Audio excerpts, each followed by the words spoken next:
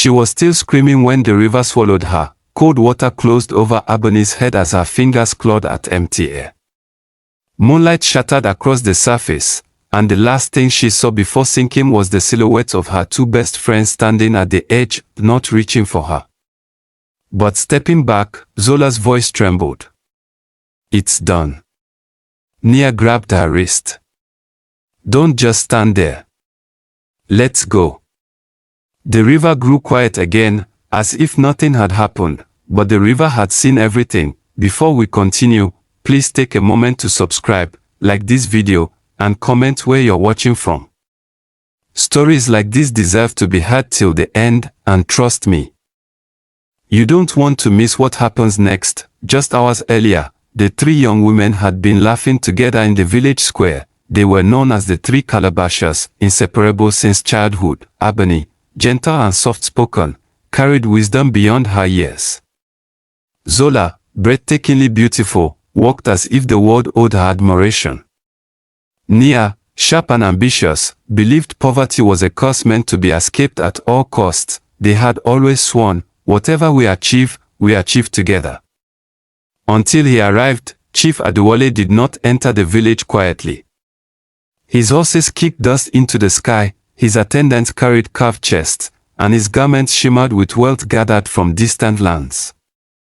His father had died the previous year, leaving him cattle, land, and trade routes that stretched beyond the horizon. Every family with an unmarried daughter began to whisper. Zola had adjusted her hair the moment she saw him. "This is our chance." Nia had smiled thinly. "Not our chance. My chance." Abony only watched silently. That evening, the chief attended a gathering at the elders' compound. Women brought food. Drums echoed. Stories flowed. When Abony spoke during a discussion about irrigation, the entire courtyard fell silent.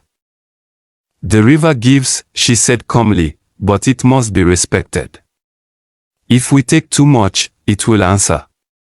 Chief Adewale's eyes rested on her longer than necessary. Later that night, he approached her family's hut with kola nuts and palm wine. Zola heard the news first. "What do you mean he went to her house?" she demanded. "It is true," Nia confirmed, her jaw tight. "He sat with her father." "He laughed." Zola paced. "He barely looked at me." Nia's voice darkened. "He looked at her." Days passed. The announcement came during market morning. Chief Adewale stood before the elders. "I have chosen Abony as my bride." Gasps spread like wildfire. Zola felt the ground tilt beneath her. Nia's nails dug into her palms. Abony stood frozen, stunned. After the crowd dispersed, Zola forced a smile. "Sister, you hid this from us." "I did not know," Abony replied honestly. Nia's tone was sweet but sharp. "You did not encourage him." "No, you must have," Zola insisted. "Men like him do not choose quiet girls by accident." Abony looked confused. "He said he values peace." "Peace?" Nia scoffed. "Peace does not build mansions." The days that followed changed everything. Where laughter once lived, silence grew. Zola began avoiding Abony. Nia whispered late into Zola's ear at night, "If she marries him, she leaves us behind. She promised we would rise together." Zola muttered, "And now she rises alone." Jealousy does not shout at first. It whispers. It plants small seeds. One evening, Nia spoke what both were thinking. "If she were not here." Zola stiffened. "Don't say it." "But if she were not here," Nia repeated carefully, "things would be different." Zola turned away. "You sound wicked." "I sound realistic," Nia replied coldly. "Do you want to remain here forever? Fetching water? Watching her ride past us in gold?" Zola's silence was answer enough. The plan formed like a storm cloud. They would celebrate Abony. A final sisters' night by the river before her marriage. Singing, dancing. Memories, and then, an accident. The moon was full when they led her there. Abony smiled, unaware. I will miss nights like this. Zola's hands trembled. You will visit. Nia's voice was steady. Of course she will. They braided her hair one last time. They sang childhood songs. At the water's edge, Nia stepped behind her. Zola hesitated. Nia whispered fiercely, now. Together, they pushed. Abony screamed tore through the night. Now the river had closed. As Zola and Nia ran back toward the village, their breathing ragged, Zola stopped suddenly. What if she survives? Nia grabbed her shoulders. No one survives that current. Morning came with forced tears. She slipped. Zola cried before the elders. Nia covered her face. We tried to grab her. Chief Adewale fell to his knees. Men searched the river for hours. Nobody surfaced. By nightfall, morning began, but beneath the dark waters, Abony did not drown. She drifted downward until the current slowed. And light appeared where there should have been none. Her lungs did not burn. Her body did not ache. Instead, she felt held. Before her stood a presence shaped like a woman but crowned with flowing water. You were betrayed, the spirit said. Abony's voice trembled. Why am I not dead? Because truth has not finished speaking. I trusted them. And they chose envy. The spirit's eyes glowed. You may rest here and forget the pain. Or return and face them. Abony's expression hardened for the first time. If I return, will the truth be known? It always rises. Abony lifted her chin.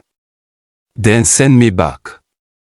At dawn, fishermen near the riverbank froze. A figure walked out of the water. Unharmed, unblinking, Abony stepped onto dry land. Her eyes shimmered faintly like the river at night. Word spread before noon. Zola dropped her clay pot when she saw her. Nia felt her throat close. Abony approached them calmly. You look pale, she said softly. Zola stammered. We thought you drowned? Abony finished. Nia forced a smile. The river spared you. The river remembers, Abony replied. That night, Zola could not sleep. She heard water dripping inside her heart. Nia dreamed of hands pulling at her ankles. The next day, strange things began happening. When Zola looked into her reflection, her face seemed blurred. When Nia attempted to lie, her voice cracked painfully. At the market, whispers followed them. She came back. Villagers murmured. Chief Adewale approached Abony cautiously. Is it truly you? She looked at him steadily. Do I look like a ghost? He swallowed. The river does not return what it takes. Perhaps it did not take me, she replied. He lowered his voice. Tell me what happened. Abony's gaze shifted toward Zola and Nia in the distance. Soon, she said quietly. Everyone will know. If this story is pulling you in, please subscribe right now, like this video, and comment what you think will happen to the two friends. Because what comes next will shake the entire village.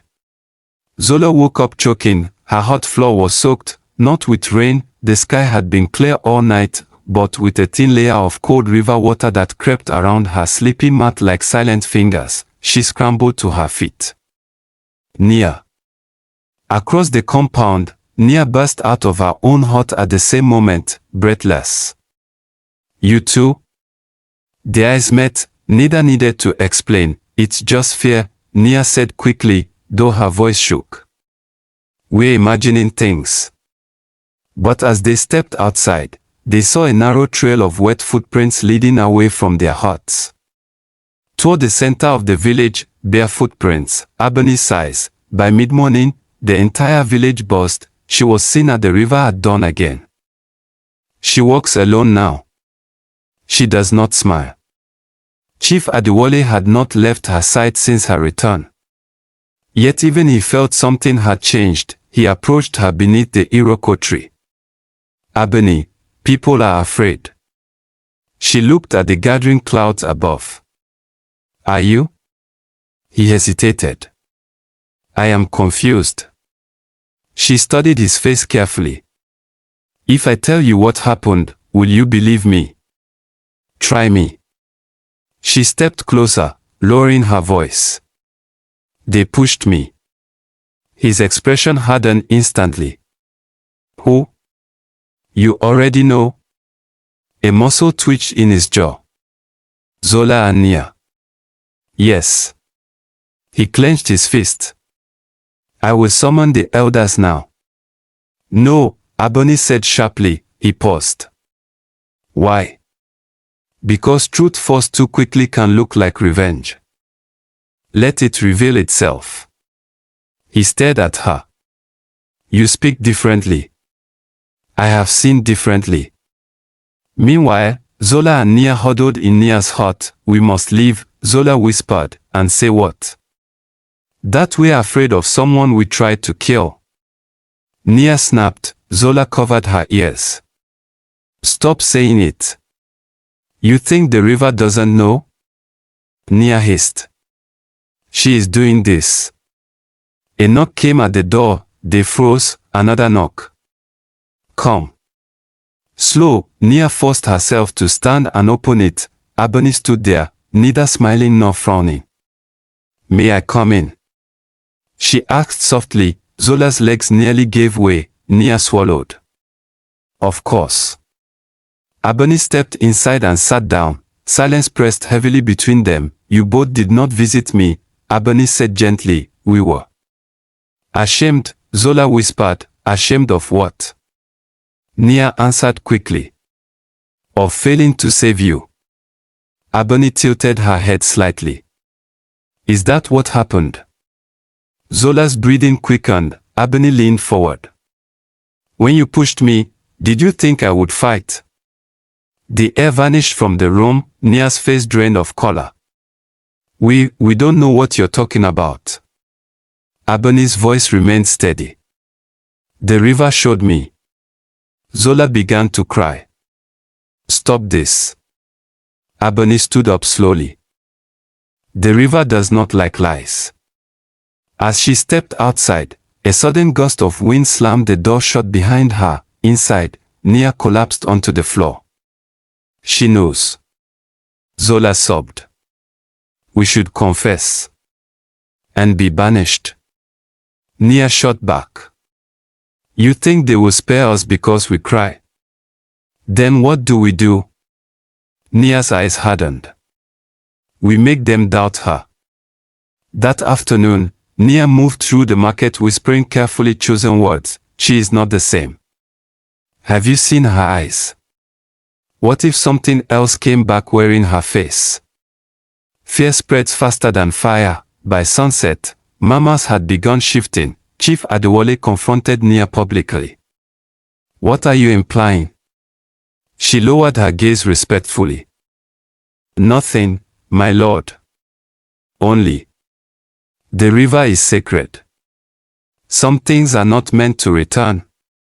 A few elders nodded uneasily. Abony watched quietly from a distance. That night, the village gathered for a cleansing ritual at the elders' request. Drums beat slowly. Smoke rose into the air. The oldest elder raised his staff.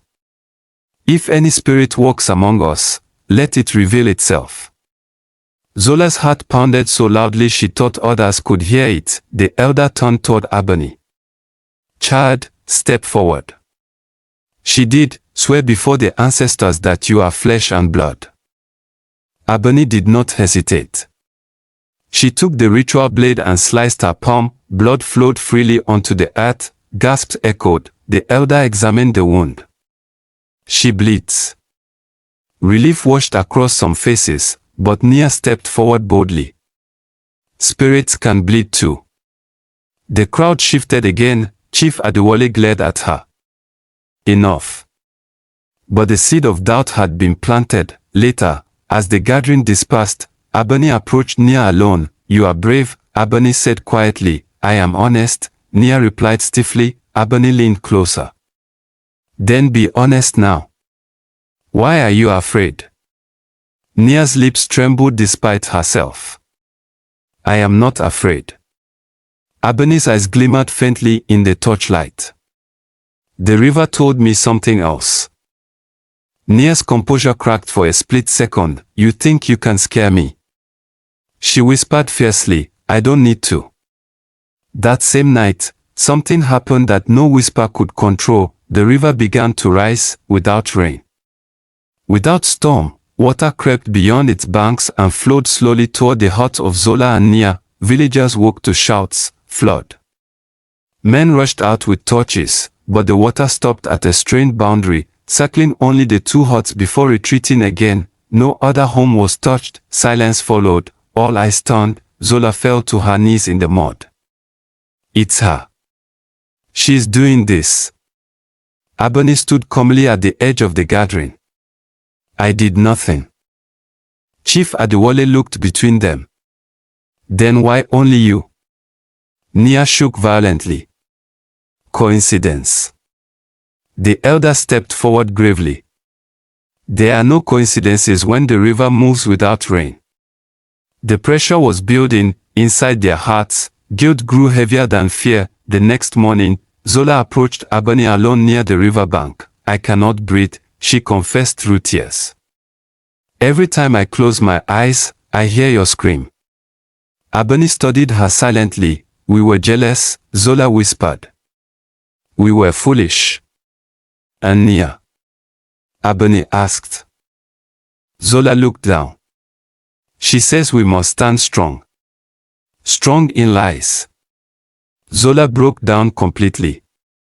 I didn't want to push you. She said if we didn't act, we would remain nothing. Abony's voice softened slightly. And now? Now I feel like nothing. Before Abony could respond, Nia appeared behind them. Don't say another word, she snapped. Zola turned, trembling. I can't carry this anymore. Nia's eyes blazed. Confess and ruin us both.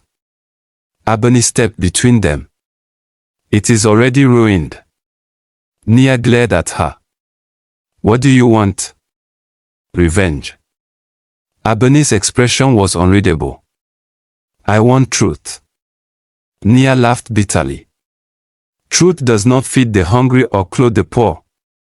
But it frees the guilty. Abony replied. That evening, the elders announced the final gathering at sunrise. All matters will be settled, the oldest declared. The river has spoken enough. Fear wrapped itself around Zola and Nia like chains, and as darkness fell once more, neither of them slept. If you're still watching, please subscribe right now, like this video, and comment below. Do you think they will confess, or will something even more shocking happen at sunrise? Because the next part will change everything. Before the sun rose, Nia was already awake. She sat in the darkness of her hut, staring at the doorway as if something might crawl through it. Her hands would not stop shaking. Across the compound, Zola paced like a trapped animal. They are going to expose us, Zola whispered when she slipped into Nia's hut. I can feel it. Nia's voice was flat. Then we expose her first. Zola stopped. What are you saying? If we confess, we are finished, Nia replied. But if the village believes she is cursed or possessed, they will fear her instead. Zola stared at her in horror. After everything, do you want to be banished? Nia snapped. Do you want to wander without a home? Think. Zola covered her mouth. I already can't sleep. I already see her in the water. Nia grabbed her shoulders. Listen to me. When the elders ask questions, we deny everything. We say she threatened us. We say she's not the same person who fell into that river. And if the river rises again? Zola whispered. Nia's jaw tightened. Then we say it is dark magic. Outside, the first drumbeat echoed across the village. The gathering had begun. Villagers assembled in a wide circle near the sacred tree. The elders sat at the front, their faces solemn. Chief Adewale stood beside them, silent and watchful. Abony walked into the clearing alone. She was simple white cloth. Her expression was calm, but her presence commanded attention. Zola and Nia followed moments later. Side by side, the oldest elder struck his staff against the ground. Today, we settle this matter. The river has disturbed our peace. He turned toward Abony. You claim you were pushed? Yes, she answered clearly. Mama spread. The elder faced Zola and Nia. You claim she slipped? Nia stepped forward boldly. That is the truth. Zola swallowed but nodded. The elder narrowed his eyes. Then we will let truth choose its own voice. He motioned to a bowl of river water placed at the center of the circle. This water was drawn at dawn, he said. Each of you will touch it and repeat your claim. If you lie, may the river answer. A hush fell over the crowd. Nia moved fast. She knelt confidently, dipped her fingers into the bowl, and said, We did not push her. For a second, nothing happened. Then her voice caught in her throat. She tried to clear it. We. Her words tangled. The water in the bowl began to ripple violently though no wind blew. Gasps erupted. Nia jerked her hand back as if burned. Zola stepped backward in terror. The elder's voice grew firm. Speak again. Nia's lips trembled. We did not. Her throat constricted completely. No sound came out. Zola began to cry. Stop this. The elder turned to her. Your turn. Zola shook her head violently. No, you must. With trembling hands, she reached toward the bowl. The moment her fingers touched the surface, the water overflowed, not spilling onto the earth, but rising upward in a thin column, twisting like a living thing. The crowd screamed and scattered. Zola collapsed to her knees. Forgive me. Silence followed. The water fell back into the bowl. The elder's voice cut through the chaos. Confess. Zola sobbed openly. We were jealous. We thought if she married him, we would be left behind. Nia's composure shattered. She had everything. We had nothing. Abony stepped forward slowly. You had my friendship, she said quietly. Zola covered her face. We were foolish. Nia fell to the ground, defeated. We pushed her. The words hung heavy in the air. Chief Adewole's expression hardened with disbelief and pain. You tried to take her life. We thought the river would hide it, Nia whispered. The river hides nothing, the elder replied sternly. The crowd erupted into angry shouts. Banish them. Send them away. They cannot stay here. Zola crawled toward Abony. Please. Say something. Nia looked up desperately. You survived. Isn't that enough? Abony's face revealed neither anger nor triumph. You tried to erase me, she said calmly. Not because I harmed you, but because you feared being small. Zola sobbed uncontrollably. The elder raised his staff again. The punishment for attempted murder is exile. You will leave before sunset. No one will trade with you. No one will shelter you. Nia's face went pale. You cannot, it is decided. Zola clutched Abony's feet. Please. We grew up together. Abony gently stepped back. Growing up together does not mean dying together, she said. Chief Adewole finally spoke. You will pack your belongings and leave this land before darkness falls. The villagers began to disperse. Whispering intensely, Zola and Nia remained on the ground, broken. As the crowd thinned, Nia's eyes slowly lifted toward Abony. This is what you wanted, she said bitterly. Abony shook her head. I wanted you to choose differently. You could have forgiven us quietly, Nia hissed weakly, and live beside the hands that pushed me into death. Abony asked softly. Nia had no answer. By afternoon, the two former friends packed their belongings in silence. No one offered help, no one offered water. Zola paused at the edge of the village and looked back. Abony stood in the distance, watching. Zola's voice cracked. "I'm sorry." Abony did not respond. Nia pulled Zola's arm. "Don't beg." They disappeared down the dusty path as the sun began to lower. That night, the village felt lighter. The air was calm, the river was still. Chief Adewale approached Abony near the water's edge. "It is over," he said gently. She stared at the horizon. "Is it?" They confessed. "They are gone." Abony's voice was quiet. "Jealousy does not disappear with footsteps." He studied her carefully. "What do you mean?" She turned toward him. "Exile does not cleanse the heart. It only moves it." A shadow passed over his face. "Do you think they will return?" Abony's gaze shifted to the dark path beyond the trees. "They are not the only ones who desired your wealth." Chief Adewale's expression changed instantly. "What are you saying?" Abony lowered her voice. "Jealousy spreads. And today, many watched how close they came to having everything." His jaw tightened. "You think someone else, envy does not die easily," she replied. Just then, a young boy ran toward them, breathless. "My lord!" he shouted. "Your cattle?" Chief Adewale's heart skipped. "What about them?" "They are gone." The word struck like thunder. "Gone." He demanded. The gate was open. "The herds are missing." Panic rippled through the village once more.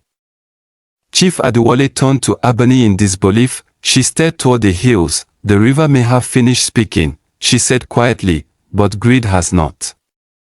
If you're still watching, please subscribe right now, like this video, and comment below. Who do you think stole the cattle?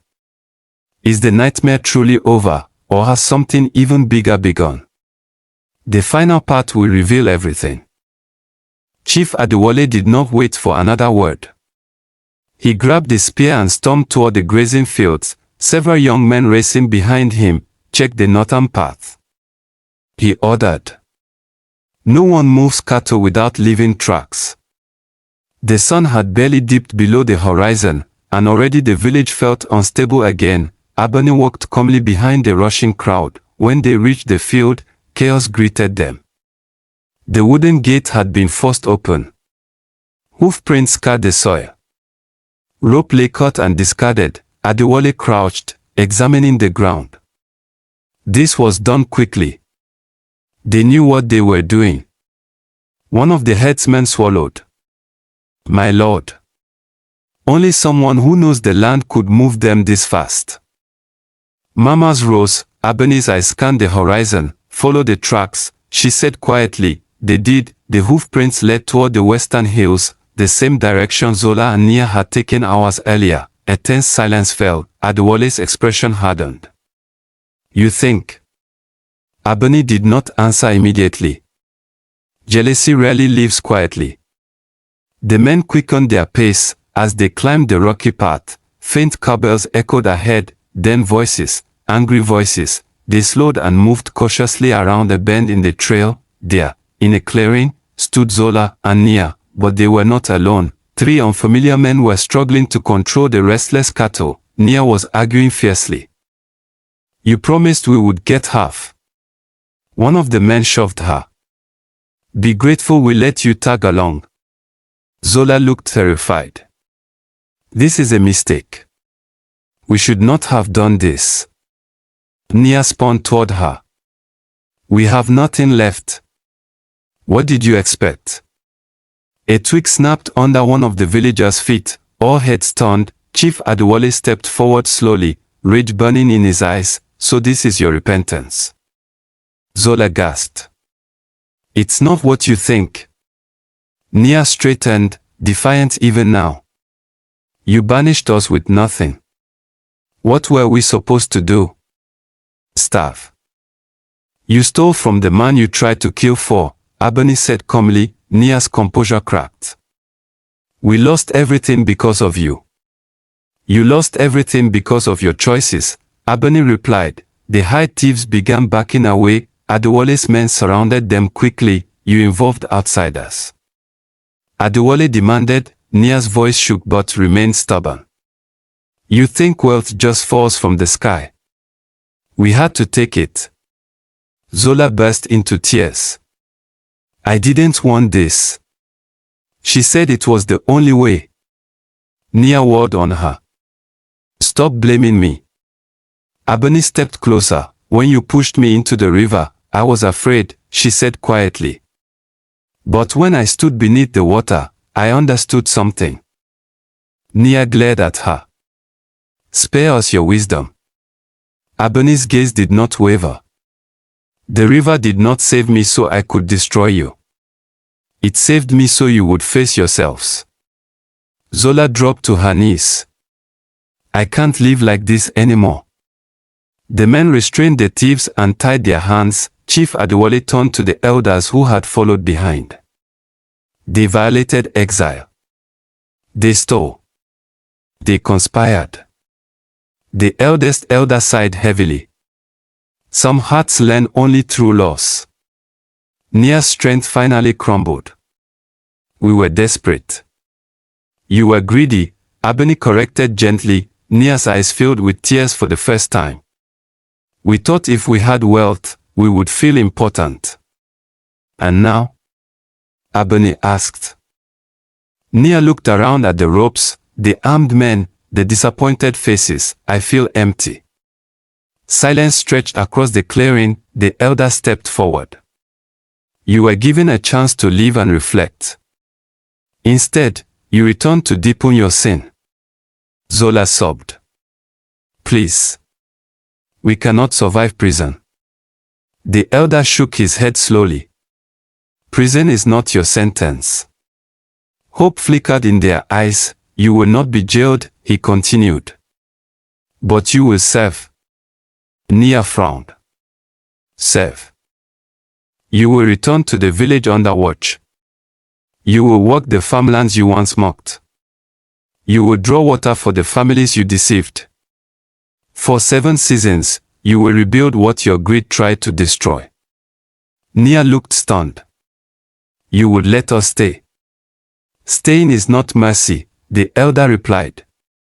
It is accountability. Abony stepped forward. Let them stay. All eyes turned to her. Adewale looked uncertain. After everything. She nodded slowly. Exile would only send their bitterness elsewhere. Let them confront it here. Nia stared at her in disbelief. Why? Abony's voice was steady. Because the river gave me back my life. I will not waste it on hatred. Zola broke down completely. We don't deserve this. No, Abony agreed. You don't.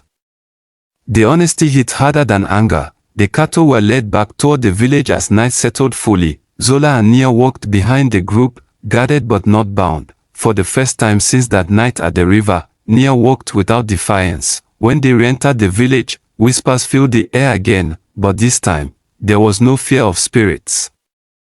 Only the heavy understanding of consequences. Over the next weeks, the punishment began. Zola's soft hands blistered from farm tools. Nia's back ached from carrying water at dawn. Children who once admired them now watched silently. One evening, as Zola collapsed near the well, Abony approached with a small calabash of water. Zola looked up weakly.